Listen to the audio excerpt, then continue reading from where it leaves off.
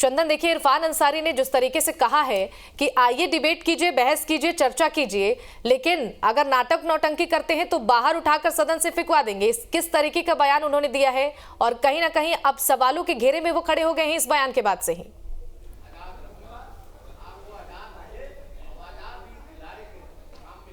देखिए, बिल्कुल झारखंड विधानसभा के बजट सत्र की आज शुरुआत हो रही थी। इसकी शुरुआत राज्यपाल के अभिभाषण से होता है और राज्यपाल के अभिभाषण से इसकी शुरुआत हुई भी है। लेकिन सदन आहूत होने से पहले जब सत्ताधारी दल की तरफ से विधायक इरफान अंसारी से हम लोग बात कर रहे थे, उस दौरान उन्होंने विपक्ष को चेतावनी दी थी और उसी दौरान उन्होंने इस तरह के बयान दिए हैं कि अगर विपक्ष सदन चलने में अवरोध पैदा करेगा तो उसको उठाकर बाहर फेंकवा दिया जाएगा। इस तरह की बयान उनकी तरफ से दिए गए थे। इसका विरोध जो है विपक्ष की तरफ से भी किया गया। लेकिन कुल मिलाकर अगर हम आज की बात करें तो राज्यपाल के अभिभाषण से बजट सत्र की शुरुआत हो गई है। इस अभिभाषण में राज्यपाल के अभिभाषण में सरकार के विकास की झलकियों को देखने को मिला। यानी कि राज्यपाल ने जो अभिभाषण पढ़ा है उसमें सरकार की उपलब्धियों को बताया है।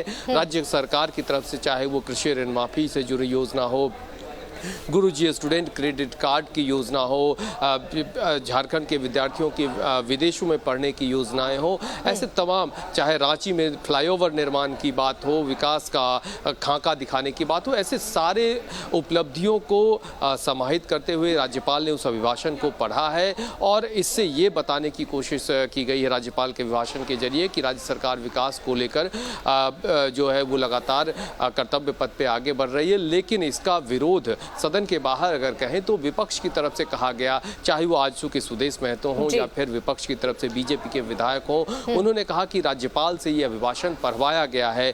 जो लिखा जाता है ये परिपाटी है सदन आहूत होने से पहले सरकार की तरफ से जो लिख कर दिया जाता है उसी को राज्यपाल सदन में पढ़ते हैं। ये महज एक कागज का पुलिंदा है जिसे राज्यपाल से पढ़वाया गया है। लेकिन राज्यपाल की तरफ से जो सदन में अभिभाषण पढ़ा गया है उसमें जो सरकार की उपलब्धियां हैं, सरकार ने जिन कामों को किया है उसको सामने रखा गया है। बिल्कुल चंदन, देखिए लेकिन सवाल इरफान अंसारी के इस बयान के बाद से यही उठता है कि क्या जो विपक्ष सदन में जनता से जुड़े मुद्दे उठाती है वो नहीं उठा सकती है?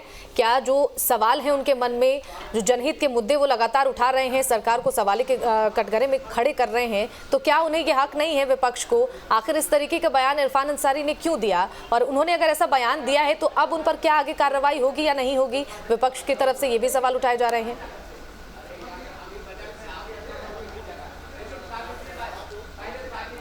देखिए, बिल्कुल जब सदन आहूत होने से पहले ये कांग्रेस विधायक इरफान अंसारी ने निश्चित तौर पे कहा कि अगर अवरोध पैदा करेगा तो बाहर उठाकर फेंकवा दिया जाएगा। इस तरह के बयान आए और इस पे विपक्ष की तरफ से पलटवार भी हुआ। लेकिन आम तौर पे हाल के दिनों में जो सदन की स्थिति रही है, आम तौर पर सत्ता पक्ष और विपक्ष के बीच जो हंगामे हैं उस शोर की भेंट चढ़ता रहा है।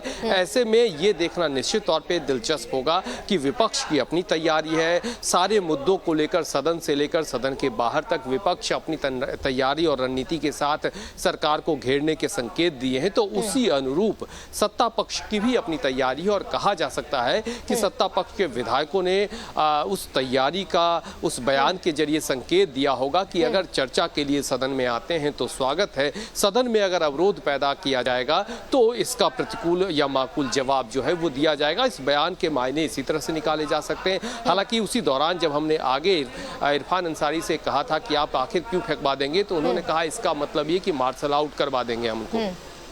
लेकिन हाल के दिनों में अगर देखें तो विधानसभा में सत्ता पक्ष और विपक्ष के बीच जोरदार तरीके से हंगामे हुए हैं और उन हंगामों की वेट सदन चढ़ता रहा है। और आज के बयान और इस विपक्ष के भी बयान से ये साफ है कि आगे जो है सदन में विपक्ष अपने मुद्दों को सामने रखेगी, विपक्ष जोरदार तरीके से बात उठाएगी और सत्ता पक्ष की भी अपनी तैयारी उसी अनुरूप है जिस तरह से आज संकेत दिए गए हैं।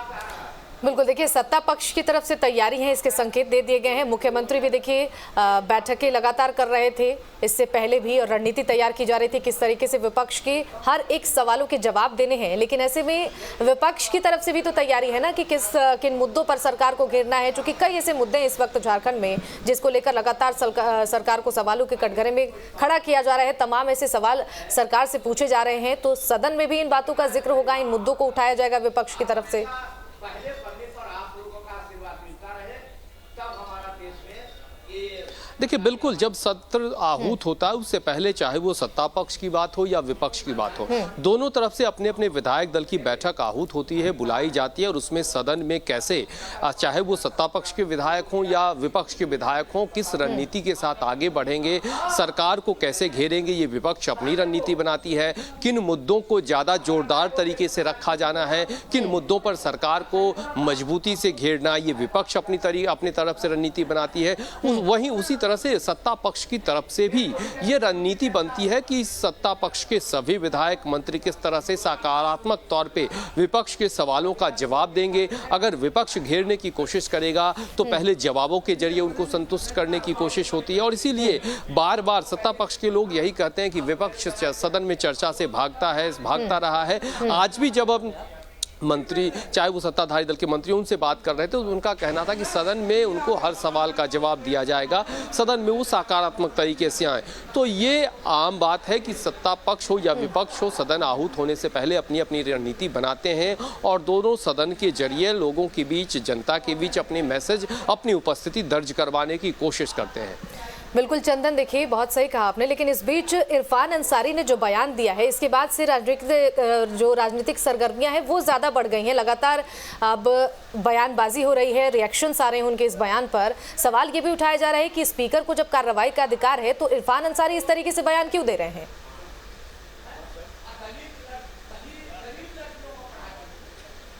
देखिए बिल्कुल, इरफान अंसारी ने सदन के बाहर बयान दिया, इसलिए वो सदन के अंदर का बयान या ऑन रिकॉर्ड बयान नहीं माना जाएगा। लेकिन हाँ, इससे यही संकेत है कि सत्ता पक्ष और विपक्ष दोनों की अपनी तैयारी है और आक्रामक और जोरदार तैयारी है। जो परिस्थितियां झारखंड में है, जो मुद्दे हैं, उसके अनुरूप अगर विपक्ष सदन में ज्यादा शोर शराबा करता है, सरकार को घेरने की कोशिश करता है, तो उसी अनुरूप सत्ता पक्ष की भी तैयारी है। इसे इस रूप में लेना होगा कि जिस तरह के बयानबाजी सामने आ रहे हैं उससे आगे और भी ज्यादा जोरदार हंगामा या सदन बाधित होने के संकेत इस बयान के तौर पे देखा जा सकता है कि जोरदार तरीके से अगर विपक्ष घेरने की कोशिश करता है तो क्या सदन हंगामे की भेंट चढ़ेगा? जिन उम्मीदों के अनुरूप सदन आहूत किया जाता है, क्या जनता के मुद्दे सदन में चर्चा में आ पाएंगे, बहस में आ पाएंगे? ये सभी परिस्थितियां बनती है और उसको देखना होगा। ठीक है चंदन, आपका बहुत शुक्रिया इन तमाम जानकारियों के लिए।